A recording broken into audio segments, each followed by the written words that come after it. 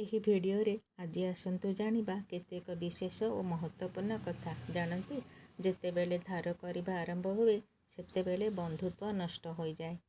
ଉତ୍ତମ ବ୍ୟବହାର ଦ୍ୱାରା କ'ଣ ହୁଏ ଜାଣନ୍ତି? ଉତ୍ତମ ବ୍ୟବହାର ଦ୍ୱାରା ଶିକ୍ଷା ତଥା ଜ୍ଞାନର ମର୍ଯ୍ୟାଦାକୁ ବୃଦ୍ଧି କରେ। ପ୍ରତ୍ୟେକ ବିଷୟରେ ପୂର୍ଣ୍ଣତା ଲାଭ ପାଇଁ ଲକ୍ଷ୍ୟ ରଖେ। ମାନବର ମନରେ ହିଁ ସ୍ୱର୍ଗ ଓ ନର୍କର ସୃଷ୍ଟି ହୋଇଥାଏ।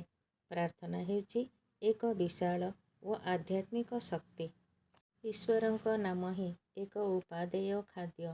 ଏଥିରେ ସାର୍ବଭୌମତ୍ୱ ପ୍ରକାଶ ପାଏ। ଉତ୍ତମ ଚରିତ୍ର ମଣିଷକୁ ଆଦର୍ଶ ଶକ୍ତିଶାଳୀ ବ୍ୟକ୍ତିତ୍ୱ ପ୍ରଦାନ କରିଥାଏ। ଚନ୍ଦ୍ର, ସୂର୍ଯ୍ୟ, ବାୟୁ, ଜନ୍ମ, ମରଣ ସବୁକିଛି ସତ୍ୟ ଉପରେ ଆଧାରିତ। ସତ୍ୟକୁ ଛାଡ଼ିଦେଲେ ସବୁ ମିଥ୍ୟା, ଅଳୀକ, ଅସାର। ମୃତ୍ୟୁ ହେଉଛି ସବୁଠାରୁ ଅଧିକ ଶକ୍ତିଶାଳୀ। ଜୟ ଶ୍ରୀ ରାଧେ କୃଷ୍ଣ।